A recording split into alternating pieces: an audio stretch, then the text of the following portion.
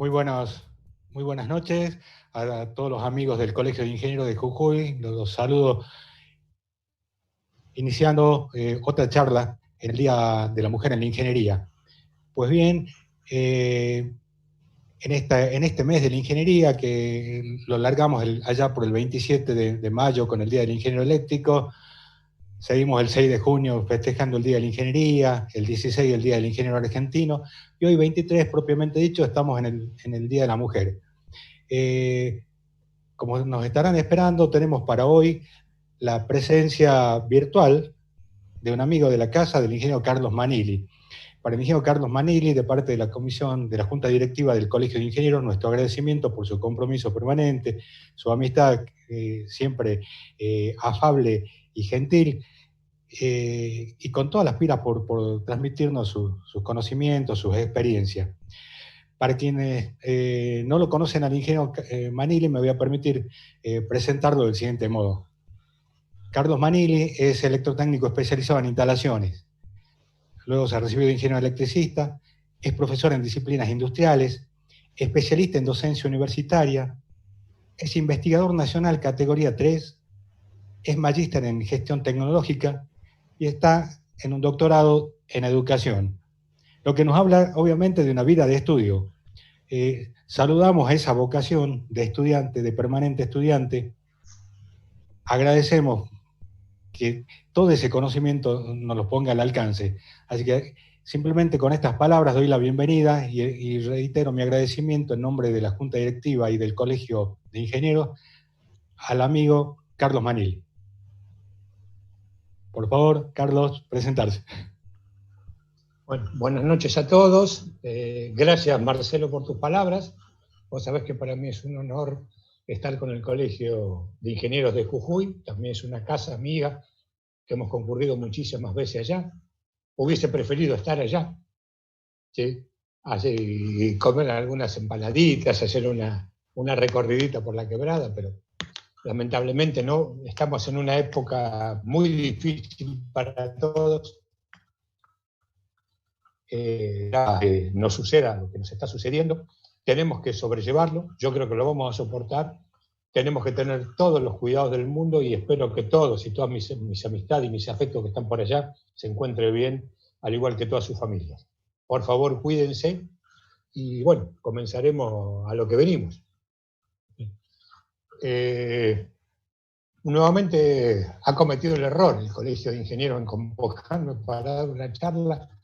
Y esta vez le vamos a cambiar un poco el ángulo del tema a tratar y hablamos un poquitito de educación, porque ha habido algunas modificaciones en las resoluciones del Ministerio de Educación que impactan directamente sobre las profesiones de la ingeniería.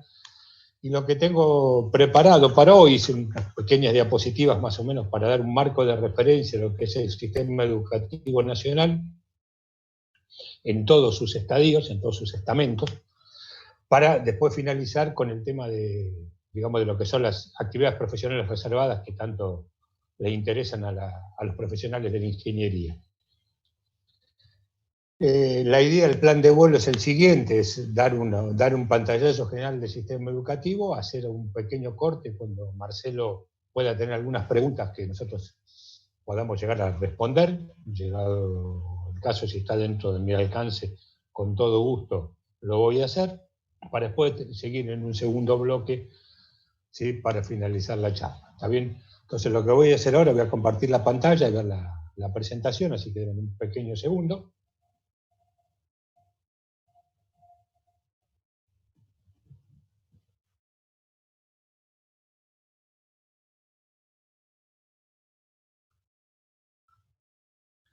Creo que se ve, a ver si Carlos, el operador, me dice si se ve bien esto. Perfecto, bien. Entonces, bueno, vamos a comenzar un poquitito con lo que es el sistema educativo argentino.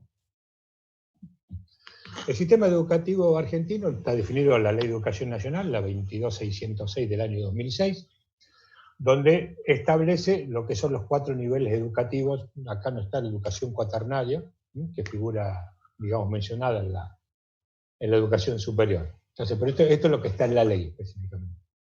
La educación inicial, que es obligatoria desde los 5 años según la ley, pero hubo una resolución del Ministerio de Educación que lo llevó desde los 4 años, una educación primaria, que es a partir de los 6 años, que puede durar 6 o 7 años, eso es resorte de cada una de las provincias que componen nuestro país, puede tener primaria de 6 o 7 años.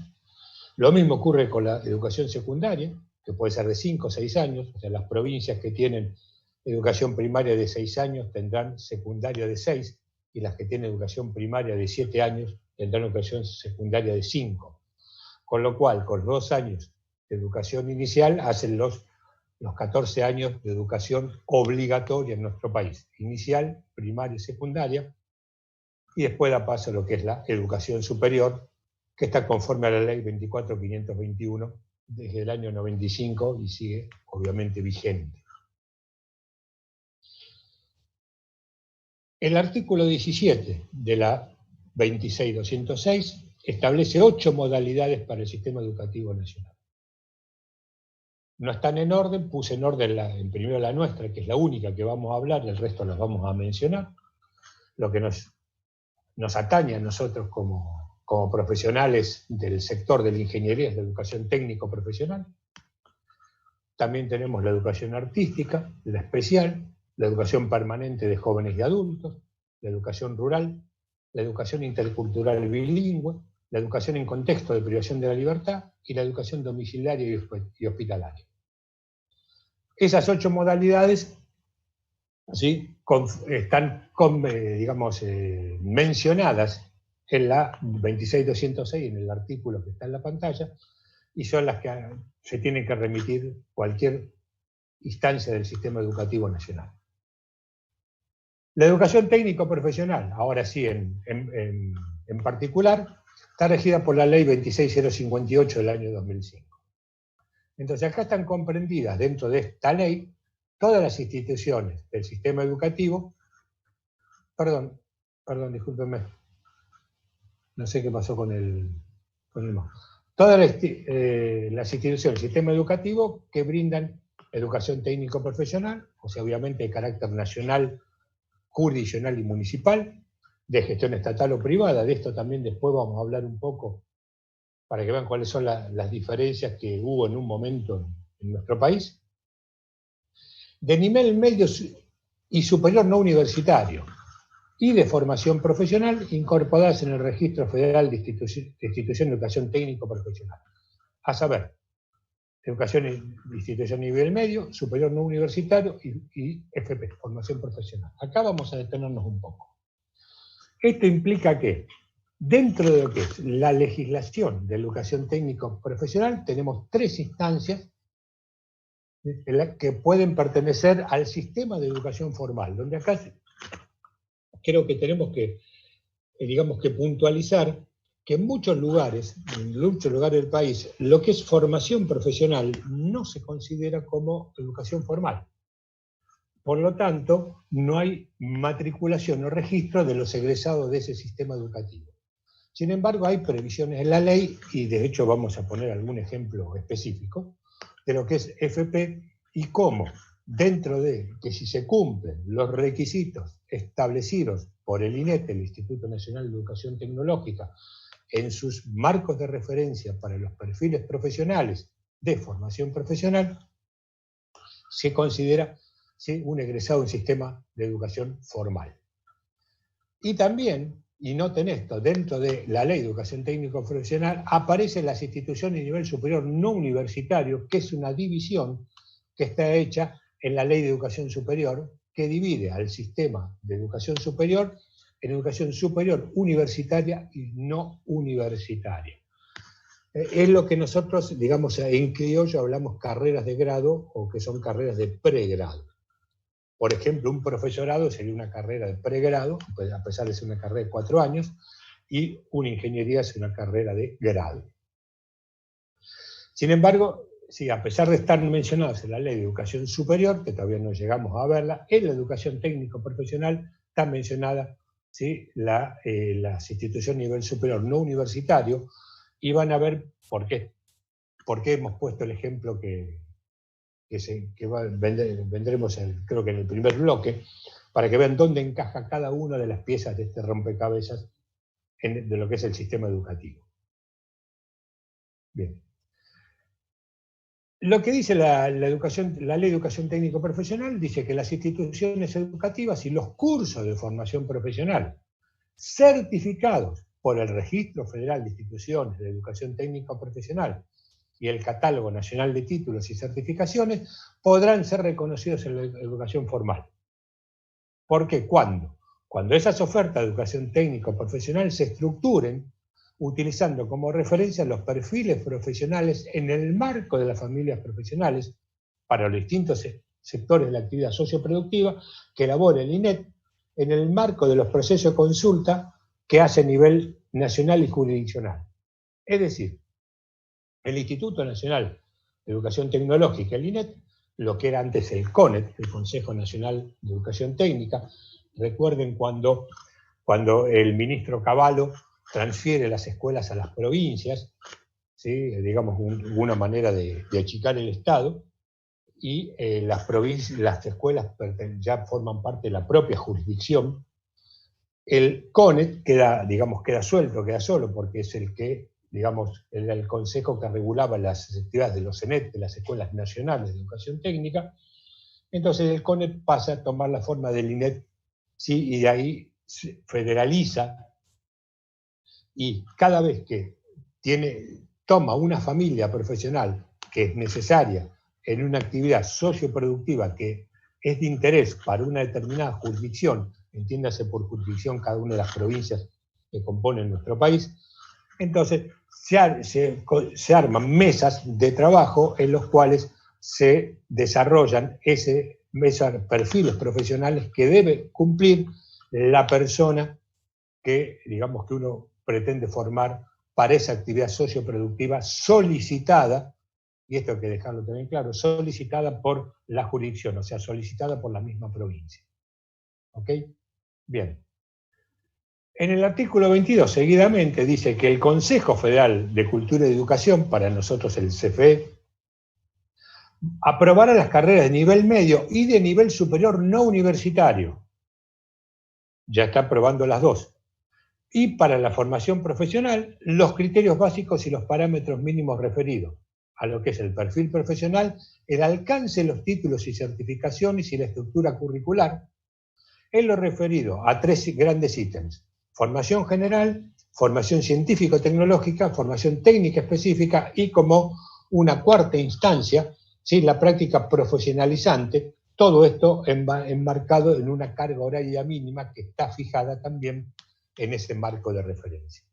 Entonces este criterio se va a constituir en el marco de referencia para homologar ese título de certificación de la ETP, de la Educación Técnica Profesional, y ahí se estructura esa oferta formativa o planes de estudios que quieran el reconocimiento de la validez nacional por parte del Ministerio de Educación, Ciencia y Tecnología, que en el año 2005 se llamaba así, hoy en día se llama Ministerio de Educación. O sea, volviendo, ¿sí? Alguien dice, bueno, yo necesito, vamos al ejemplo que nos compete a nosotros, es decir, necesito instaladores de líneas de media tensión. Bueno, ¿quién lo necesita? Lo necesita Jujuy, porque hay un desarrollo de líneas de media tensión, ¿sí?, en toda la provincia, entonces están necesitando esos operadores. Uno puede conseguirlos como formación profesional, formándolos profesionalmente, o puede crear una carrera, ¿sí?, que puede tener nivel secundario o superior no universitario. Para ser superior no universitario tiene que tener el secundario terminado, salvo alguna excepción que también la vamos a mencionar más adelante. Y si quiere hacer formación profesional, lo propone en el INET, se arma la mesa de trabajo con gente de todo el país. Yo lo digo porque formé parte de esas, y formo parte de esas, digamos, de esos grupos de trabajo. ¿Sí? Se desarrolla el perfil profesional, se hace el marco de referencia y la estructura curricular, ¿sí?, es una decisión propia de la jurisdicción, pero tiene que cumplir los estándares de esos criterios básicos y los parámetros mínimos que pide el marco de referencia de ese perfil profesional. Si eso se presenta, se presenta el desarrollo curricular, se eleva al Ministerio de Educación, si el Ministerio de Educación lo aprueba, entonces la carrera ya tiene reconocimiento de nivel nacional. Entonces esa persona, egresado de ese sistema, puede actuar en cualquier lado del país y puede ser, y debe, no puede, debe ser matriculado en cualquier colegio de técnicos o consejo, consejo profesional, digamos, de cada jurisdicción. Recuerden que hay provincias que hay consejos y hay provincias que están colegiadas. Ustedes saben muy bien que sus vecinos de Salta tienen un consejo, y aparte el consejo que nuclea técnicos, licenciados e ingenieros, que es el COPAIPA, pero también tiene el colegio de arquitectos, y hay provincias que están exclusivamente todas colegiadas, con colegio técnico, arquitectos e ingenieros. ¿Ok? Bueno, pero este es el, digamos, si se quiere, digamos, el kit de la cuestión. Digamos, cómo son los procedimientos que están previstos en digamos, en las leyes que están vigentes en la actualidad. También en el artículo 23 de la 26058 habla de lo que va a hablar el artículo 43 de la Ley de Educación Superior, que ese sí nos vamos a detener bastante en el segundo bloque. Los diseños curriculares de las ofertas de educación técnico profesional que correspondan con profesiones cuyo ejercicio pudiera poner en riesgo directo la salud, la seguridad, los derechos, los bienes de los habitantes, deben atender a las regulaciones de los distintos ejercicios profesionales y sus habilitaciones profesionales vigentes cuando las hubiera reconocido por el Estado Nacional. Quiere decir que cualquier profesión que ponga en riesgo la salud, la seguridad, los derechos, los bienes de los habitantes, ¿sí?, debe estar regulada por el Estado. O sea, el Estado da la aprobación de esa formación, ¿sí?, porque el Estado es el único, ¿sí?, que, digamos, da la habilitación profesional de estos títulos, de todos en realidad. ¿Está bien? O sea que, si uno lo que haría es, teniendo la figura del instalador de redes de media tensión, lo toma del marco de referencia del INET, usa el perfil profesional, hace, digamos, el desarrollo curricular, lo pone en vigencia, pero no lo aprueba por el Ministerio, ¿sí?, esa carrera no es válida. ¿Está bien? Tiene que estar reconocida por el Estado Nacional de manera tal de que la habilitación profesional, ¿sí?, sea dada por el propio Estado, ya que la consideración de esa profesión pone en riesgo la salud, la seguridad, los derechos, los bienes de los habitantes. Bien. Bueno, por ejemplo, acá tenemos dos ejemplos digamos, de esta metodología.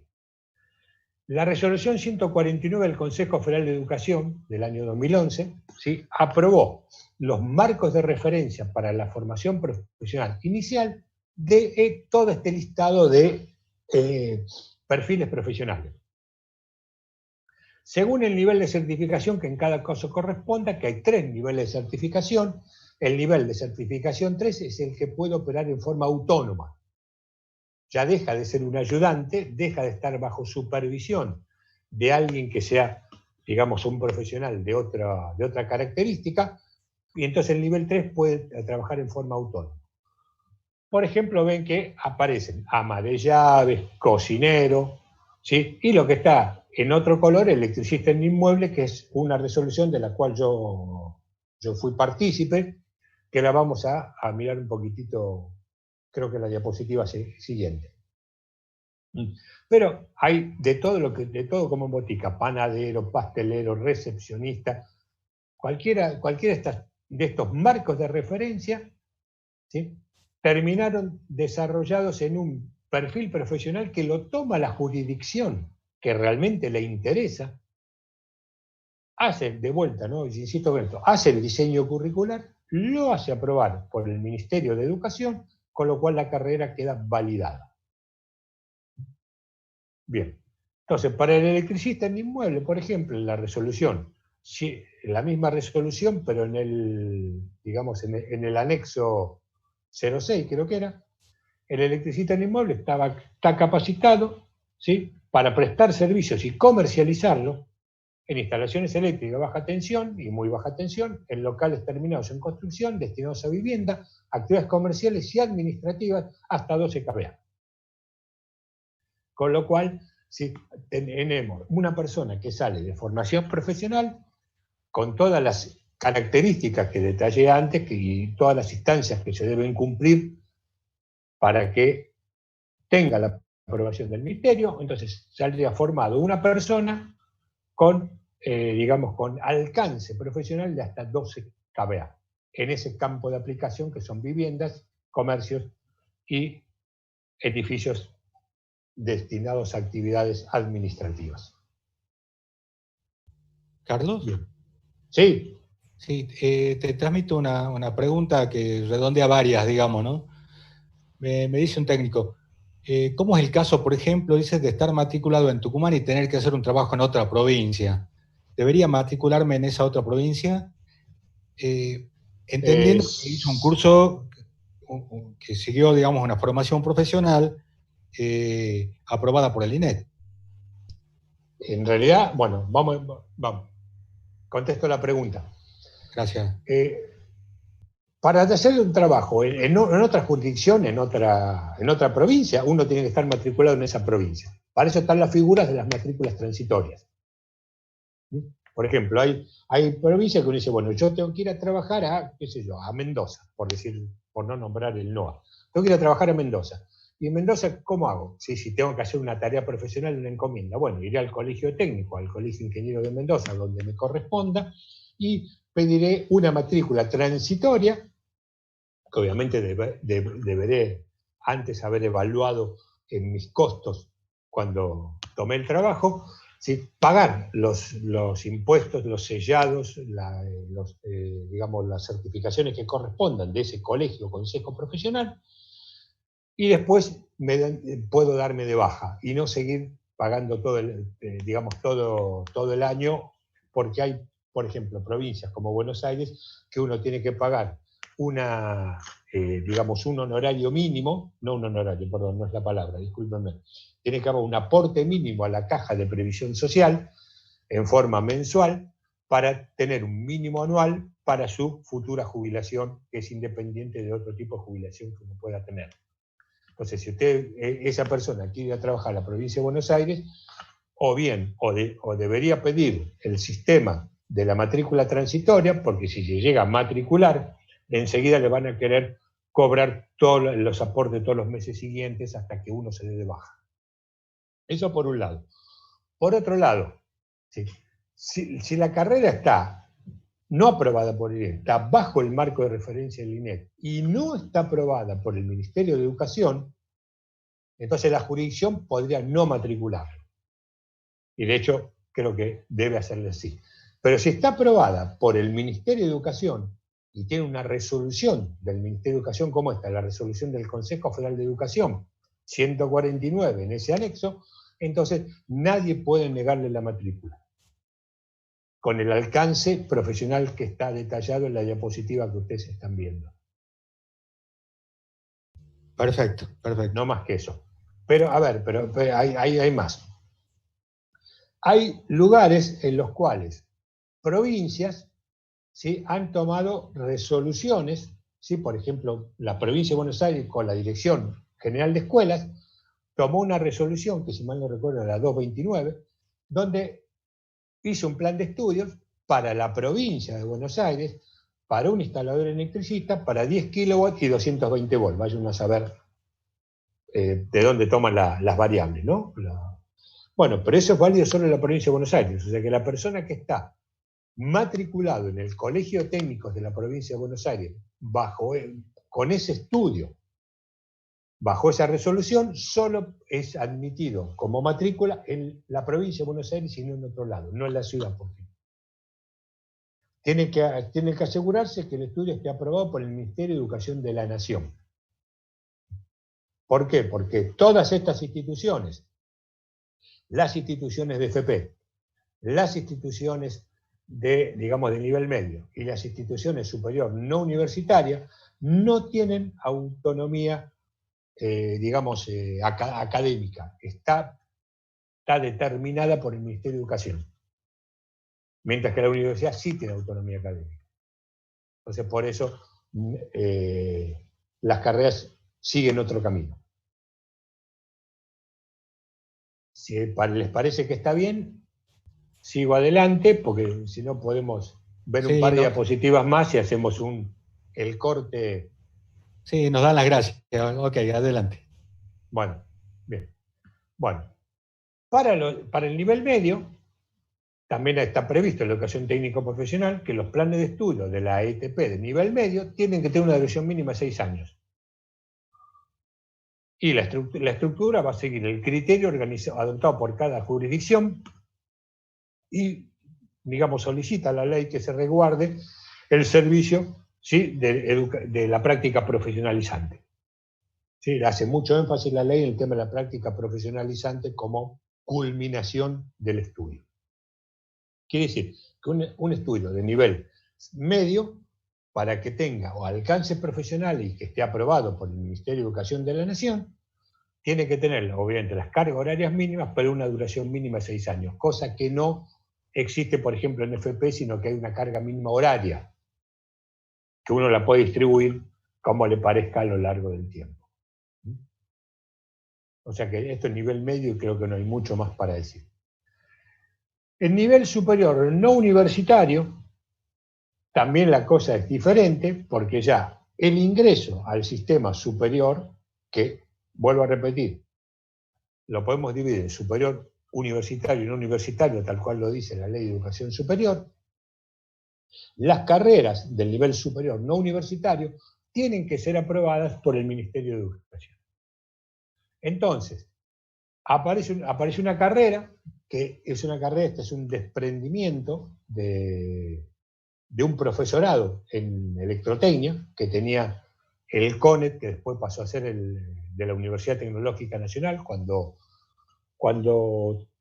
en esa época que Cavallo transfiere las escuelas a las provincias y el CONET pasa bajo la órbita del INET, lo que era el único instituto de formación docente a nivel técnico en todo el país, el Instituto Nacional Superior del Profesorado Técnico, pasa a través de un convenio a la Universidad Tecnológica Nacional.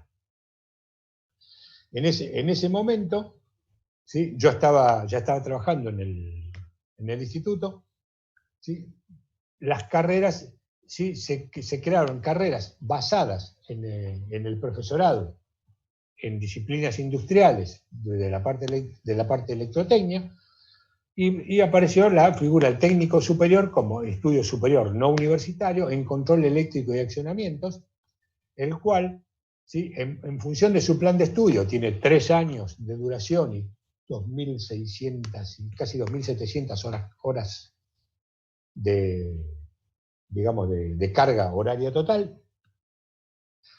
Lo hice aprobar, yo era secretario académico en ese momento, de ese lugar, lo hice aprobar por el Ministerio de Educación, Ciencia y Tecnología de la Nación en el año 2006, a través de esta resolución, la 916, donde se le da específicamente los alcances profesionales para el técnico superior en control eléctrico y accionamiento que se tallan en estos sistemas. ¿Sí? 2.500 kVA. Piensen ustedes que un técnico de nivel medio egresado del CONET tiene 2.000 kilowatts y 13,2 kilovolts. Entonces, bueno, en función de lo que era, digamos, el diseño curricular de esta carrera, se admitieron estos límites de potencia, tensión, temperatura y presión en inmuebles de todo tipo de características, porque ya podemos estar hablando de una planta industrial o de algún tendido de redes de media tensión. Bueno, entonces este tipo de carreras técnicas que están en la órbita de las instituciones superiores no universitarias, porque no terminan siendo carreras de grado, por su carga horaria, ¿sí?, o por, digamos, la figura que es como técnico superior, entonces tienen que ser aprobadas por el Ministerio de Educación, insisto, la salvedad que en el año 2006 era Ministerio de Educación, Ciencia y Tecnología, por eso esta resolución vigente fue la que lo aprobó.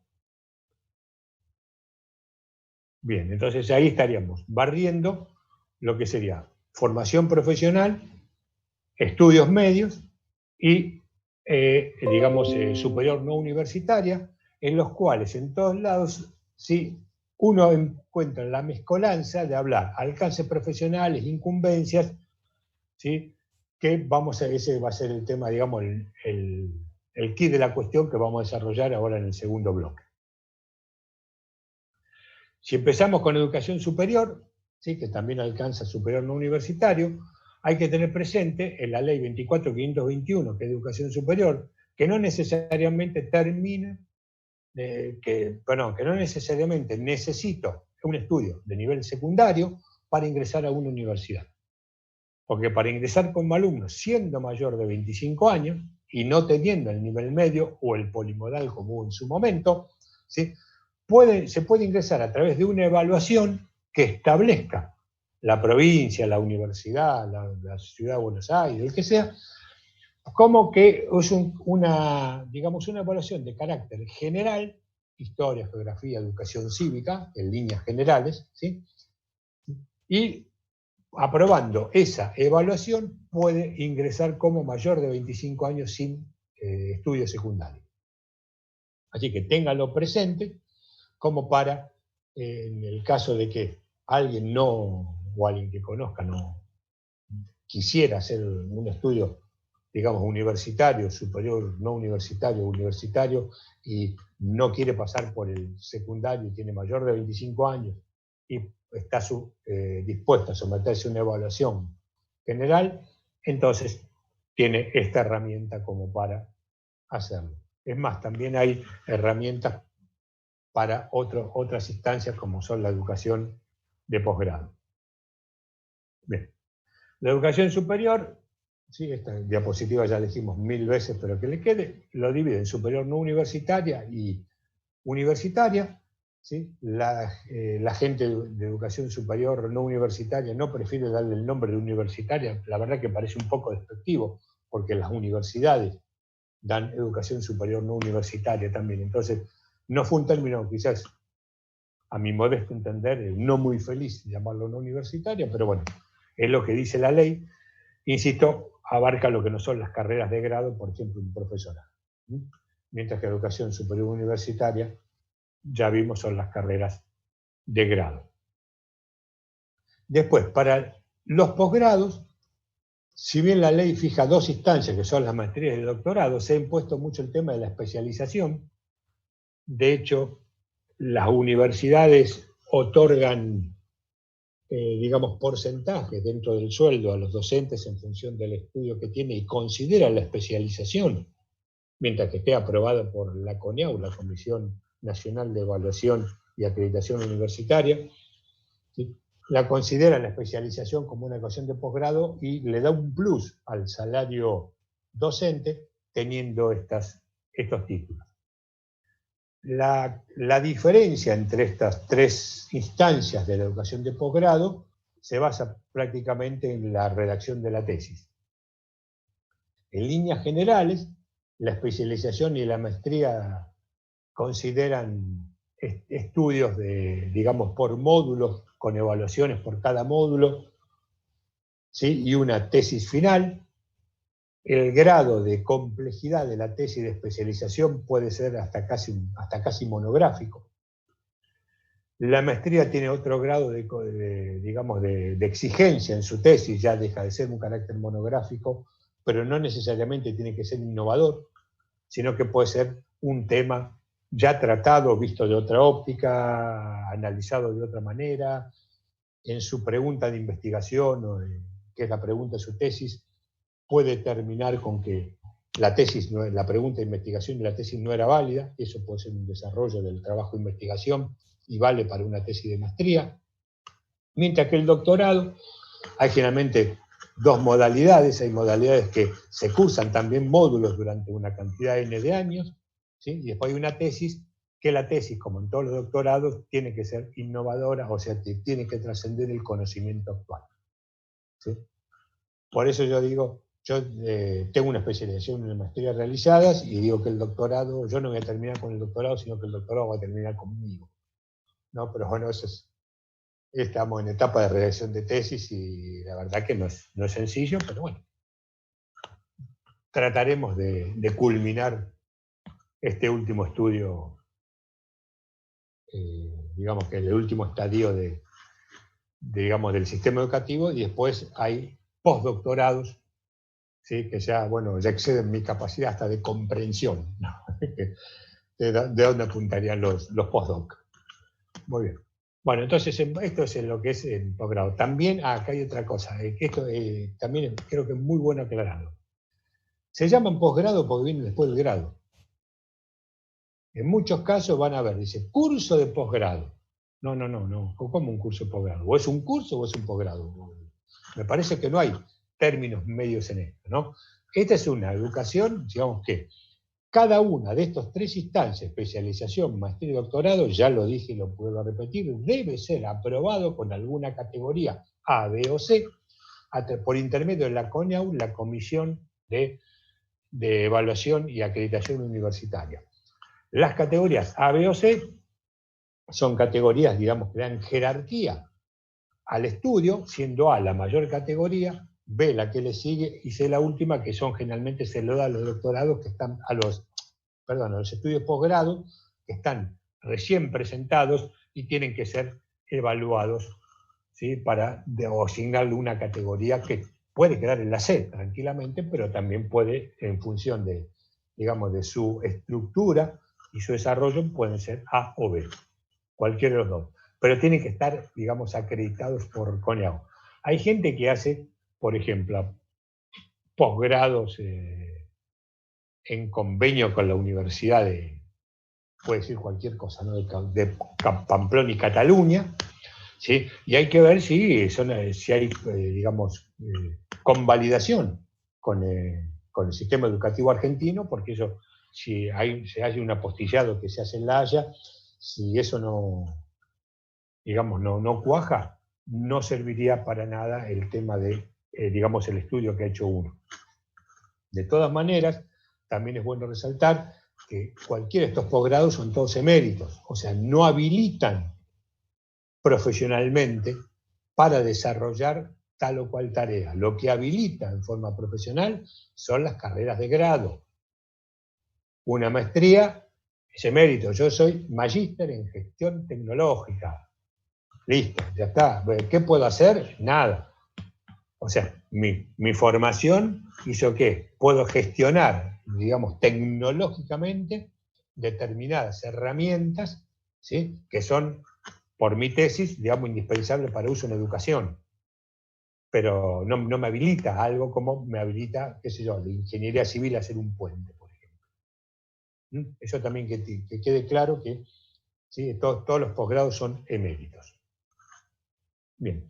Entonces pasamos un poco a los que interesa, que es la carrera de grado. Entonces acá vamos a leer dos artículos que son, digamos, los centrales de la Ley de Educación Superior, el 42 y el 43.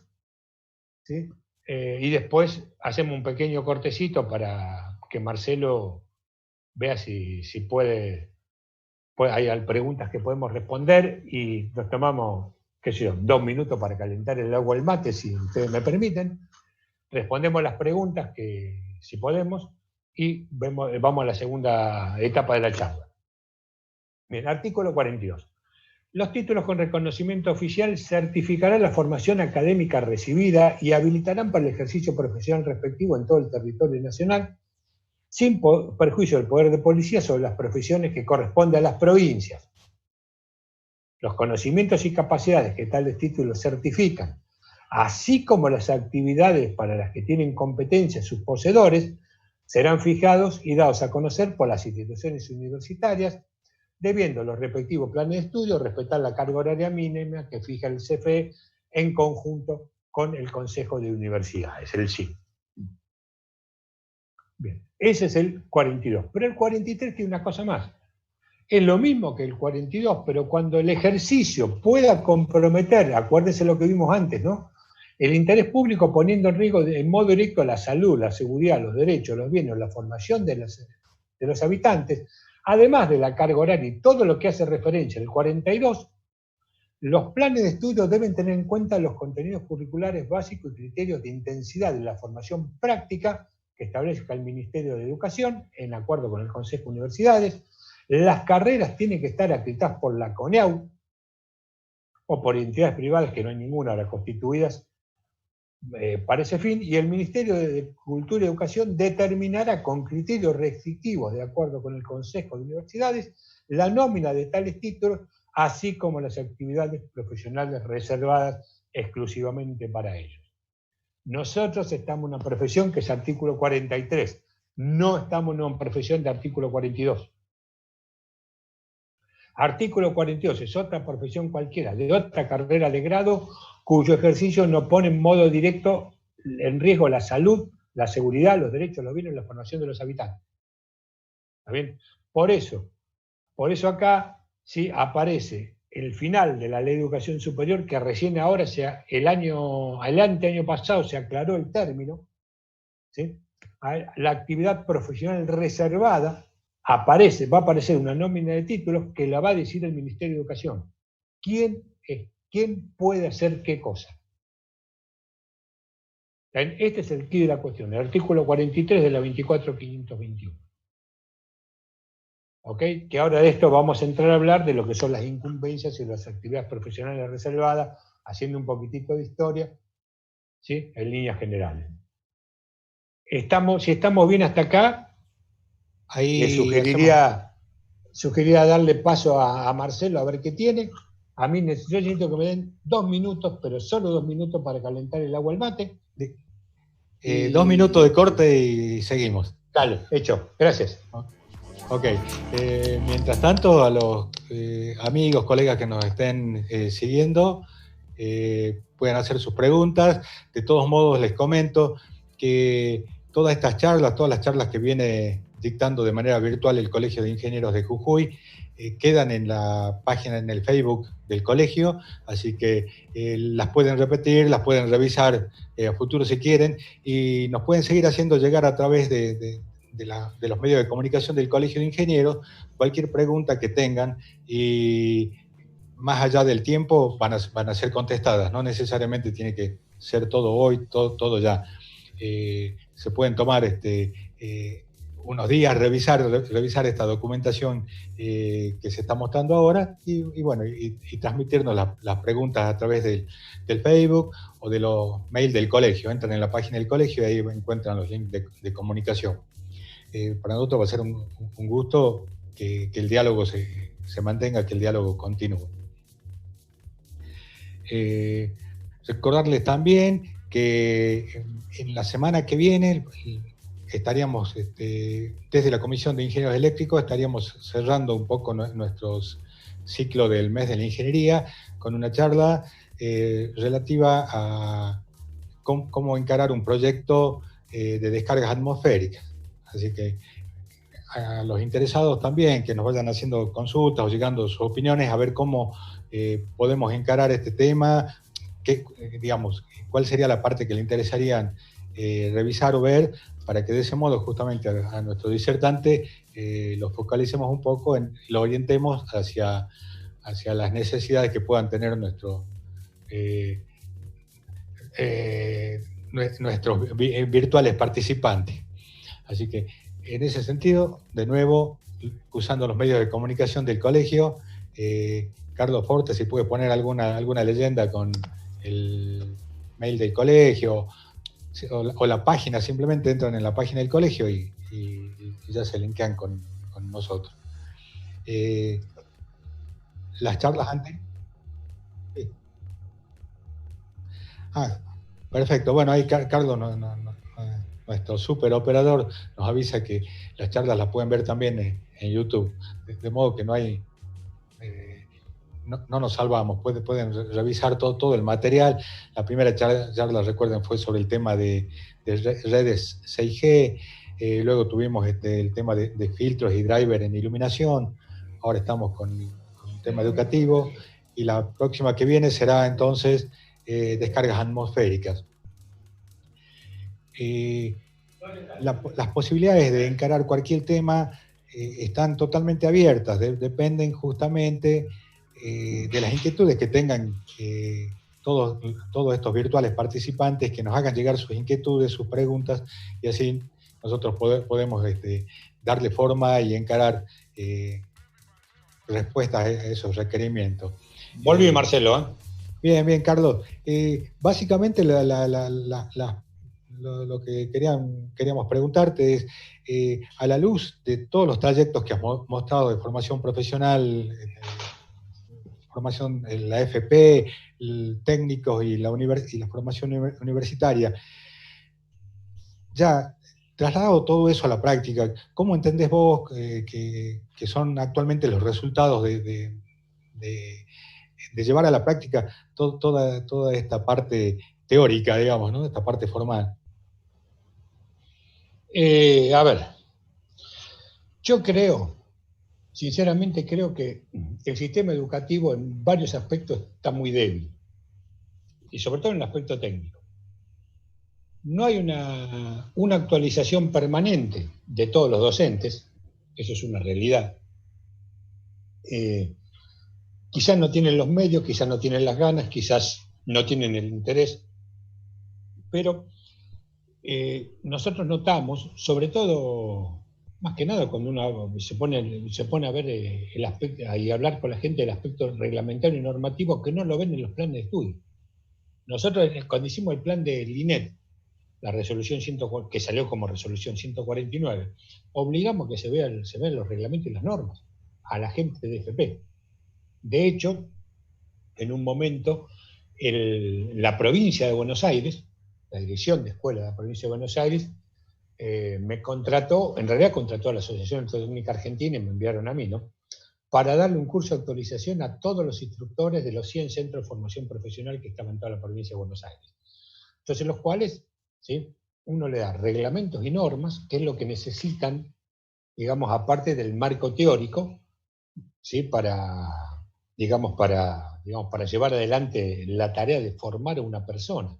¿No? Entonces, cada cual en su nivel, FP, medio, superior no universitario, ¿sí?, el marco teórico va creciendo en materia de complejidad, inclusive tiene que ir creciendo a la fuerza, digamos, el marco básico, o sea, las materias básicas que te permiten tener un marco teórico más profundo. O sea, son distintos los niveles del análisis matemático, distintos los niveles del álgebra, sí, así, bueno, todo lo que ustedes saben perfectamente. Pero entonces a veces la deficiencia está, en muchos casos, en el hecho de que no hay una actualización sistemática y permanente digamos, del aspecto docente. Yo lo noté en muchos lados, no digo en todos, porque no voy a cometer el pecado de la generalización, pero en muchísimos casos sí. Y pregunten ustedes, en la secundaria, ¿vos viste el reglamento? ¿Viste alguna norma? No, no tengo idea. ¿Cómo no tenés idea? Y entonces, ¿cómo haces un proyecto? ¿En base a qué? Porque no se olviden que un técnico de nivel secundario tiene incumbencias o alcances profesionales, después vamos a definir bien un poco el término, incumbencias o alcances profesionales, ¿sí?, de hasta 2000 kilowatts. Y 2000 kilowatts es un número importante. Son 2 megas que puede llegar a manejar y en 13.200 volt, ¿no? Entonces, con lo cual, uno abre un poquitito los ojos y ¿qué hace la gente? Lo que la gente es, quizás se va a formar en su trabajo y ahí es donde va a adquirir la experiencia y va a resolver las situaciones que se le presenten en función de su acervo profesional, diría yo, que es el término que nosotros deberíamos usar para toda nuestra formación. Nosotros no es que tenemos un estudio, sino que tenemos un acervo que forman parte de todo lo que estudió uno, más la experiencia y la expertise que tiene, ¿sí?, en todas sus tareas profesionales. ¿Sí? De hecho, un poco mi tesis doctoral mía se basa en el acervo, ¿no? Y también y esta es una opinión también muy personal, ¿sí?, muy particular, yo creo que así como las carreras tienen que ser acreditadas, ¿sí?, sistemáticamente, los profesores en la universidad tienen que concursar cada 7 años o lo que decida lo que diga su carta orgánica. Yo creo que todos los profesionales también debieran pasar por un proceso de actualización.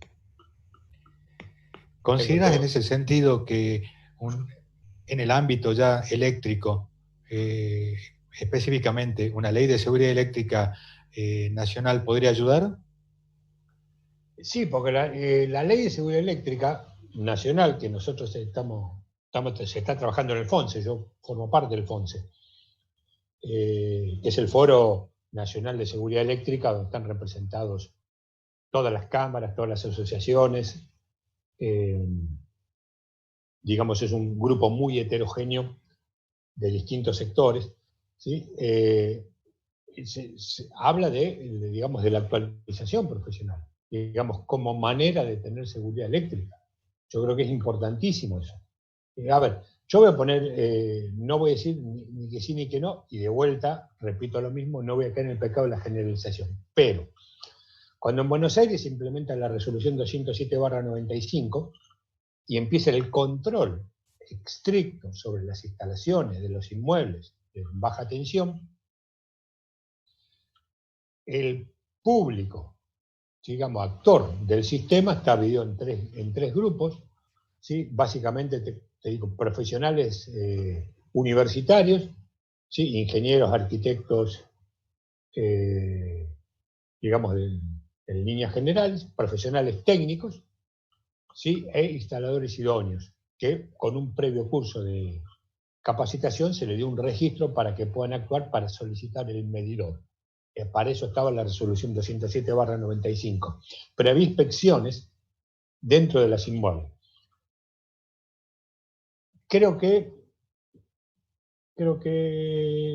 6 años después, si la memoria no me falla, se hizo una estadística y se comprobó que los que habían tenido más fallas, más instalaciones observadas eran los profesionales de primer nivel, los que le siguieron los profesionales técnicos, y los que menos fallas tuvieron eran los instaladores idóneos, porque habían sido formados al respecto.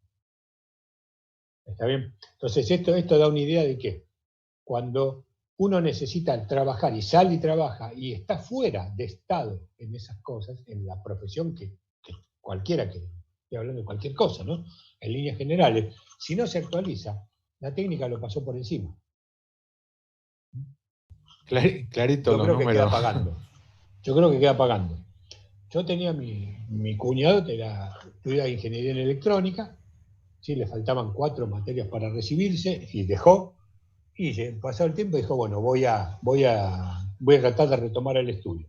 Él había estudiado válvulas, ¿sí? Y le habían pasado ya transistor y circuito integrado por la cabeza. ¿Sí? Entonces tuvo que desistir porque era imposible. Bueno, eso nos debería pasar a nosotros. Eso es lo que nos pasa. ¿Sí? Yo, por ejemplo, ahora me personalizo, ¿no? Ya me dicen, Carlos, vení y hacemos un trabajo, haceme una tabla de tendido en una línea de 500 kilovolts. Yo te digo, mira, Marcelo, lo voy a hacer, pero no tengo la menor idea cómo se hace. Lo vi en la facultad, pero no tengo idea. No tuve práctica en esto, no me especialicé, no miré, no me actualicé. No conozco normas, reglamentos, nada. Me lo contaron en la facultad y yo me recibí en el 80. Yo creo que eso es lo que nos falta. Entender que la formación es continua, ¿no? Y la formación es continua, por supuesto. Por supuesto. Y es más, nosotros, el ingeniero argentino siempre fue, digamos, muy, muy bien catalogado en todo el mundo porque es un ingeniero muy generalista. Sabe de todo, por eso tenemos una carrera de 6 años. Hoy las carreras son de 5. Y la técnica se diversificó de tal manera que ya uno requiere especialidades, ¿sí? En puntos específicos. La gente que va a hacer fotovoltaica, ¿sí? Yo no sé si va a hacer generación eólica. Pues son dos visiones completamente diferentes del mismo problema. Dos historias distintas. Totalmente diferentes. Totalmente diferentes. Entonces, yo creo que la actualización permanente es fundamental y uno debe decidirse a dónde apunta, y con donde hay apunte, ¿sí? Tiene que, digamos, formarse, generar su propio acervo cultural. No solo laboral, de trabajos que ha hecho que sean comprobables, obviamente, sino también de los cursos que ha hecho, ¿sí? Siempre, en tanto y cuanto sean serios, ¿no? Que uno sepa que donde lo ha tomado, sí, le otorga, es una entidad de prestigio que le va a dar digamos, lo mejor que hay en ese momento. Me recuerda acá un colega, Carlos, que la FADIE, que es la Federación de Ingenieros Especialistas, siempre tuvo entre su mirada, digamos, el tema del acervo, ¿no? Es una materia pendiente que está dentro de los ingenieros especialistas, pero a la hora de hablar de Mercosur es una materia pendiente, digamos, ¿no? De manera tal de que cualquier colega pueda trabajar en cualquier país del Mercosur atento a su acervo, justamente, ¿no? A su historial de carrera. Claro, carrera profesional. Tal cual. Yo creo que eso es lo que hay que entender. Porque no solo es que yo estudié y ya está. Sino que, si no, estudié y me sigo actualizando, capacitando en un campo de aplicación determinado. Es que nosotros no tenemos otra opción. Nosotros no tenemos otra opción. Dentro de, digamos, las posibilidades que tenga cada uno, evidentemente, ¿no? Pero... Correcto. Avanzamos entonces. ¿Seguimos? Vámonos.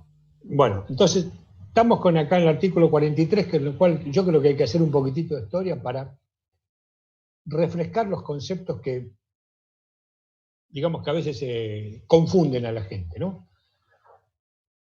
A ver, digamos, el marco, en líneas generales, que podemos hablar, ¿sí? Para definir los alcances que abarcan los títulos y las habilitaciones profesionales, es muy claro, ¿no? Las habilitaciones quedan en manos del Estado y no de la universidad. El Estado es el que habilita y no la universidad. Fíjense que durante casi 100 años, a partir de la ley, creo que era 1597, que era la ley Avellaneda, si no me recordé bien el nombre, es la ley Avellaneda, que fijó las bases de la universidad en nuestro país. La habilitación profesional estaba en manos de la universidad. En ningún lugar de la ley estaba la figura de incumbencias. La justicia fue la que tuvo que expedirse al respecto frente a las demandas que había relacionadas con ese tema. La interpretación que hizo la justicia fue que la universidad tenía la potestad de otorgar habilitaciones profesionales. Y hubo un fallo contundente, ¿sí?, de la Corte Suprema, que dijo que el diploma otorgado por una universidad nacional habilita para el ejercicio. Después siguió en una ley, la ley Capicúa, esa sí me acuerdo fácil, porque es la 13031, ¿sí?, donde en un artículo dice que son funciones de las universidades, de las cuales no pueden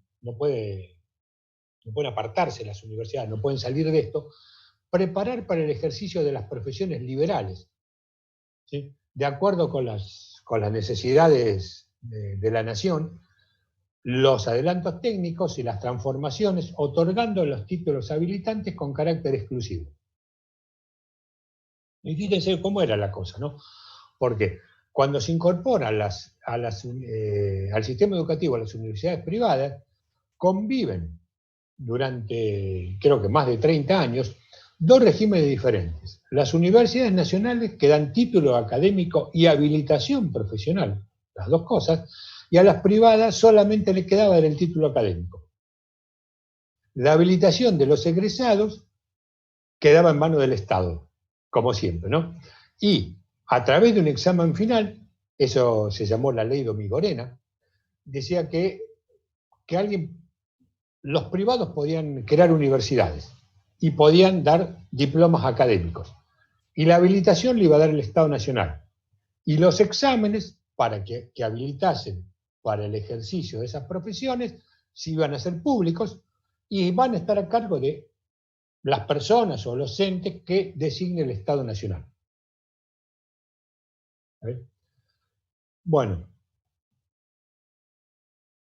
en 1975, creo que era 2 años después que yo me recibí, aparece el término incumbencias, por primera vez aparece el término incumbencias, ¿sí?, en los alcances profesionales.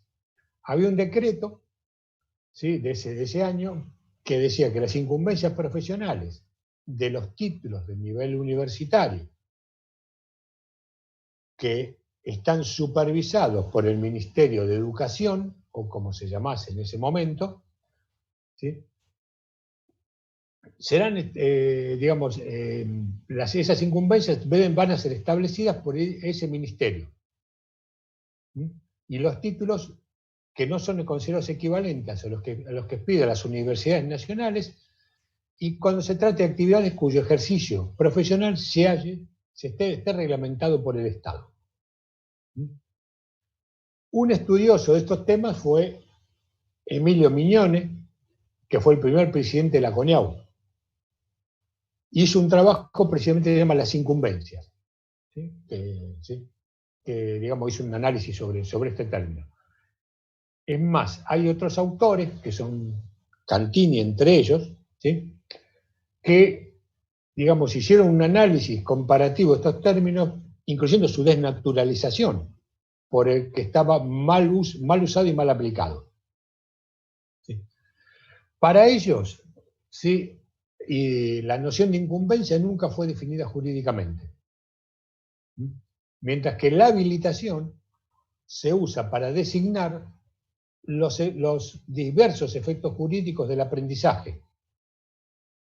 Por ejemplo, el derecho a pasar de un establecimiento al otro, ¿sí? De una escuela a otra, ¿sí? El derecho a seguir estudios superiores, el derecho a ejercer, ¿sí? O sea, determinada actividad profesional, y el término incumbencias está relacionado con el significado de la actividad profesional concreta para las cuales habilita el título. Esas son las diferencias. Sigue, digamos, el desarrollo, digamos, si se quiere, histórico, ¿sí? Porque la habilitación profesional era solo resorte del Estado, pero cuando viene la ley orgánica de las universidades nacionales, ¿sí? Estableció, ¿sí? Que era una ley, no un decreto ley, que las incumbencias correspondientes a los títulos profesionales otorgados por las universidades nacionales van a ser reglamentadas por el Ministerio de Educación, o el que esté en ese momento, realmente no me acuerdo exactamente cómo se llamaba, ¿sí? Y termina quedándose el Estado con, digamos, con la habilitación definitiva y final. Bueno, también lo propone, ¿sí? La ley de universidades nacionales, que le corresponde a los consejos superiores de cada universidad proponer al Ministerio de Educación fijar el alcance de los títulos y los grados, y cuando corresponda la incumbencia profesional. Entonces acá donde se desvirtúa el término de incumbencias, ¿sí? Ya que comienza una confusión donde aparece, digamos, mucho el accionar de corporaciones de diversos graduados, y esto hay que decirlo como es, ¿sí? Que se arrogan potestad de tener incumbencias en profesiones completamente distintas, ¿sí? A las del título que ostentan. ¿Sí? El ministerio en esos momentos, y ha pasado en muchos casos, aprobó incumbencias para decenas de profesiones y, escuchen bien, miles de títulos, algunos de los cuales obtuvieron el reconocimiento de incumbencias exageradas. Eso fue realmente lo que pasó. Creo que Mignone, si mal no recuerdo, contabiliza más de 1.500 diplomas de diferentes profesiones aprobados por el ministerio. En esa época, estamos en los 80, en mediados de los 80. Por eso, como esto realmente se descontroló, ¿sí? El Ministerio de Educación, ¿sí? Establece decretos, ¿sí? En los cuales se van a fijar incumbencias, estamos hablando ya de los 90, mediados de los 90, solo se van a fijar incumbencias a aquellos títulos cuyo ejercicio profesional pudiera comprometer el interés público, y únicamente respecto a las actividades que lo comprometan. Y entonces el Ministerio de Educación iba a determinar, por resolución ministerial, los títulos que requieren incumbencias.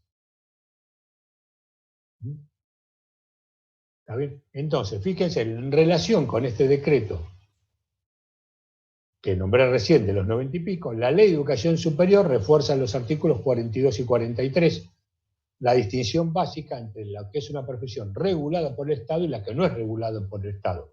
La no regulada es el 42, la regulada es el 43. ¿Sí? Y enfatiza muy bien las restricciones que se le aplican a la primera. ¿Sí? Le da intervención en conjunto al Ministerio con el Consejo de Universidades, ¿sí?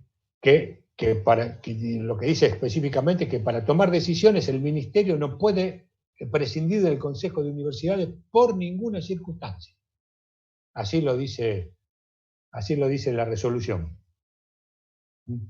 Y propone la acreditación obligatoria por intermedio de la CONEAU cada 3 o 6 años de las carreras correspondientes a las profesiones reguladas por el Estado.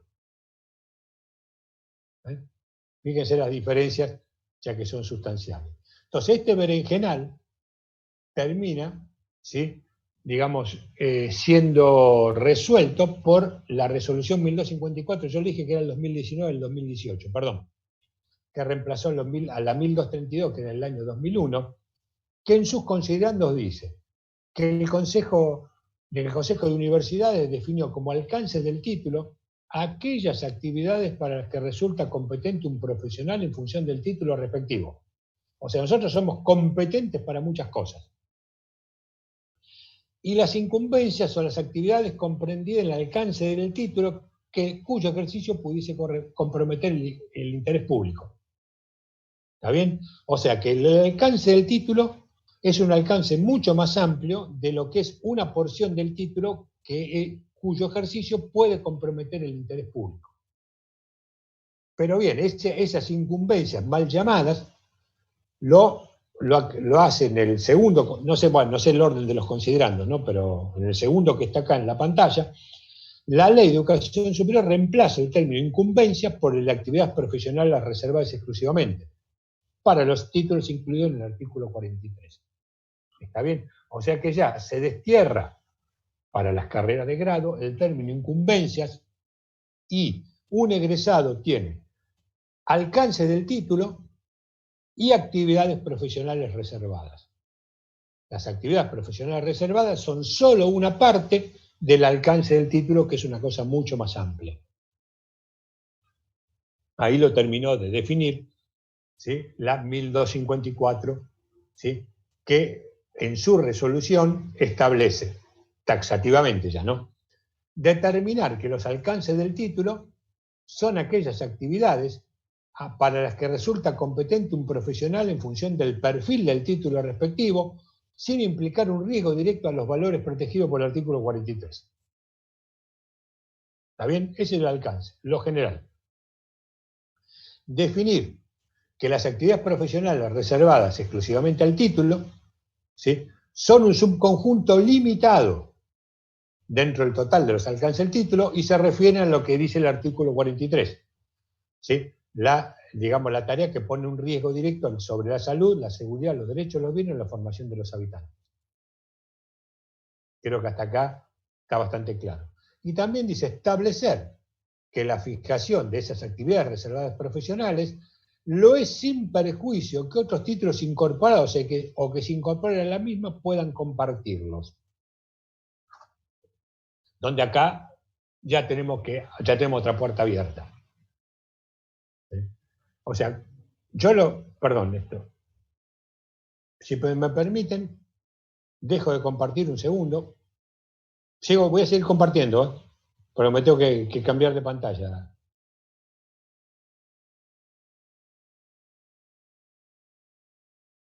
Yo creo que la visión era la siguiente. Antes,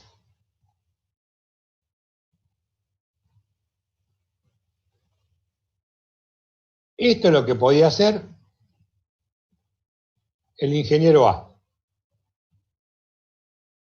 Y el ingeniero B, que había estudiado otra cosa, lo que sea, podía hacer esto. Quiere decir que la zona de intersección era tan grande, y algunos se han arrogado, como dije antes, potestades que no le corresponden, y entonces el ingeniero A y el ingeniero B, los dos podían hacer exactamente todo lo que hay acá dentro de cada uno de ellos. Yo creo que con la nueva 1254, la idea es que yo, que soy ingeniero en una rama, puedo hacer esto, y otro, Marcelo Pariente, que es ingeniero en otra rama, puede hacer, perdón, vamos a hacerlo distinto, no me salió muy bien que digamos, Marcelo Pariente puede hacer de su profesión esto. O sea que la zona de intersección de las actividades compartidas, que ya no son exclusivas, es cada vez menor. ¿Está bien? A esto apunta la 1254, que los ingenieros, las distintas ingenierías, no compartan sus alcances profesionales reservados, con, digamos, tantos alcances profesionales reservados, sino solo una parte. ¿Está bien? Por eso tiene otra... Acá estoy. Oh. De alguna manera estamos hablando de que el ingeniero cada vez es más especializado. No. Que tiene una actividad reservada, sí, digamos, casi exclusiva. Sí. A ver, yo voy a decir una cosa que no debiera decir, pero la voy a decir igual, porque ustedes me conocen y como saben que me guste o no guste, yo creo que tengo que cumplir con decirlo, ¿no? Un colegio de ingenieros químicos, este sí no voy a decir cuál, saca una resolución que dice: si un ingeniero químico de nuestro colegio hace el curso de puesta a tierra en la EA con Manili, no ponen con Manili, pero lo dice la EA, que son los que doy yo, obviamente, ¿sí? Entonces puede firmar protocolos de resolución 900 para medir puesta a tierra. Eso es el primer, digamos, gráfico que hice, que en donde los dos círculos están casi solapados y lo que puede hacer cada uno de sus profesionales es casi todo. Mientras que la actividad reservada, la actividad profesional reservada en realidad, porque ese es el término correcto, la actividad profesional reservada es reservada para el eléctrico y no para el químico. Químico, por decir un ejemplo cualquiera, o para el eléctrico, no para el civil. Nosotros tuvimos en la facultad dos estabilidades. De hecho, las fundaciones de las torres de alta tensión nos hacían calcular por el método Sullivan. Está bien, algunos se acordarán, yo ni me acuerdo cómo era. Pero yo, está bien, tuve dos estabilidades, pero eso no puede ser un puente. No forma parte de mi actividad reservada profesional.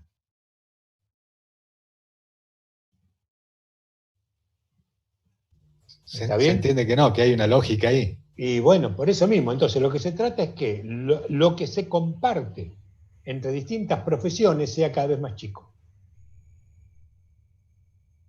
No es que sea más específico, digamos, la especificidad, sino que sea cada vez más chico. Por ejemplo, nosotros yo soy eléctrico puro, ¿no? Con los electromecánicos compartimos muchísimas cosas. Prácticamente los alcances en la parte eléctrica, el ingeniero electricista, electromecánico es el mismo. Está bien, y es razonable porque la formación que tienen es importante en electromecánica. Pero con los electrónicos no. Si ustedes miran, o sea, acá le puse, a ver, quiero saber qué les puse. En la actividad profesionales reservadas, en la resolución 1254 hay 20 y pico de anexos y cada uno habla lo que son las actividades profesionales reservadas. El ingeniero electricista puede diseñar, calcular, proyectar sistemas de generación, transmisión, conversión, distribución y utilización de energía eléctrica, sistema de control y automatización y sistema de protección eléctrica. Proyectar, dirigir y controlar la construcción, operación y mantenimiento, lo anteriormente mencionado. Certificar el funcionamiento, condición de uso o estado de lo mencionado anteriormente. Proyectar o dirigir lo referido a higiene y seguridad en su actividad profesional. ¿Está bien? Con lo cual, acá en higiene y seguridad ya me están limitando a mi actividad profesional. Yo no puedo hacer higiene y seguridad. Para eso está el ingeniero licenciado en higiene y seguridad. Yo puedo hacer solo de mi parte profesional. El civil, por ejemplo, ¿sí? Puede diseñar, calcular, estructura, edificios, obras civiles y puentes, regulación, almacenamiento, obras viales, ferroviarias, portuarias, proyectar y dirigir construcciones, demolición, pero no habla nada. No habla nada, ¿sí? de que pueda hacer instalaciones eléctricas, por más que pueda, ¿sí? estar con las obras complementarias e instalaciones concernientes a su ámbito de competencia. ¿Está bien? Lo mismo lo que pone para el arquitecto, ¿no? ¿Sí? Con el equipamiento en la infraestructura en lo concerniente al ámbito de su competencia. Creo que aclara un poco más. Igual yo creo que como cualquier ley es muy libre interpretación, ¿no? Porque en muchos casos da lugar a que se puede llegar a prestar confusión y acá donde mandan no somos nosotros y van a ser los abogados. Pero la idea de la 1254 es eso, ¿no? Que desterrar lo que es el término incumbencias son actividades profesionales reservadas, que se corresponden con el artículo 43 de la Ley de Educación Superior, que son las actividades que ponen en riesgo directo la salud, los bienes, los derechos, la vida y la formación de los habitantes. Sí, es un tema que creo que para los viejos profesionales como que lo tenemos que digerir un par de veces, ¿no? Pero bueno. Y sí, pero... tenemos las herramientas acá. Sí. Claro, esto es un pantallazo de lo que es todo esto, porque en realidad uno podría profundizar un poco más cada una de ellas, pero por lo menos tienen todos los números de resolución y cualquier cosa que falte me lo piden, ¿no? Yo no tengo ningún problema. Y cualquier pregunta que haya la vamos a responder. Yo creo que hasta acá yo hasta acá llegué. Estamos bien en horario, ¿no, Marcelo? Sí, perfecto, perfecto. Sí, en la pausa le comentaba a nuestros virtuales seguidores que a lo largo de la semana vamos a estar recibiendo a través de los medios de comunicación del Colegio de Ingenieros preguntas, cuestiones que obviamente después te las estaremos encaminando para poder dar respuestas a todas las inquietudes que surjan, ¿no? Sí. Ningún problema, estamos a disposición de los colegas y los que quieran, necesiten algo al respecto. Sí, seguro, porque ya te digo, hay muchos, digamos, tanto para los colegas que se desenvuelven en el ámbito estrictamente de la profesión, como para aquellos que ejercen la docencia, toda la temática que has ido desarrollando ya te digo que es de interés, ¿no? De interés, por lo tanto, amerita una segunda mirada como para digerirla mejor. Yo vuelvo sobre una pregunta que te había hecho en el medio, ya puntualmente hablando de las carreras de ingeniería eléctrica. ¿Cómo ves vos hoy la formación del ingeniero eléctrico? Yo la veo, yo estoy dando clases en ingeniería, ¿no? Pero en energía, no en ingeniería eléctrica, ¿no? O sea que no estoy, digamos, de lleno en la formación del ingeniero electricista. Yo creo que ha cambiado mucho el alumno. No, sino el sistema, pero sino, sí el alumno. El alumno ha cambiado mucho porque tiene mucho más acceso a la información. Entonces se exige de otra manera al docente, y el docente no tiene más remedio que actualizarse, porque si no, no va a poder responder las preguntas que tienen los alumnos. Fíjate cómo cambió el paradigma, porque nosotros, para conseguir libros, yo los libros compraba en cuota, Marcelo. Compraba en la facultad, ya me conocían, enfrente de la facultad había una librería, y decía, che, mira, yo necesito llevarme tengo máquina, el Cortés Charta, son 4 tomos, tapadura, fue una fortuna, valía. Bueno, sí, y andá a leer 4 de Cortés Charta. Lo tenés que leer a lo largo del tiempo y comprarlos, viste, a veces compraba de a uno, ¿no? Hoy en día, viste, te metés en la red, conseguiste de todo. ¿Sí? Y tenés, digamos, información de las empresas. Antes conseguir un catálogo técnico de envergadura era difícil. Las empresas se pelean sistemáticamente por darle un mayor nivel a sus catálogos técnicos. No son los catálogos que te dan cuando vas a Biel, que te dan una bolsita, que eso para la gilada, porque cuando vos necesitas algo, claro, es cierto, vas a la parte técnica de esa empresa y le decís, me da un catálogo. Sí, si te sacan el catálogo así que es el catálogo posta. Y ahí también se aprende mucho. Entonces, el alumno está informado de una manera completamente diferente y va a exigir más al docente, ¿sí? En el hecho de que si no se actualiza, no va a quedar muy bien frente a su gente. Y eso En estos ayudó términos mucho. hay un crecimiento del alumno. Sí, yo creo que sí. Es más, hay cosas que faltan, le falta mucho. Yo he llevado a mis alumnos siempre como es a las comisiones de la EA, a los comités de estudio de la EA.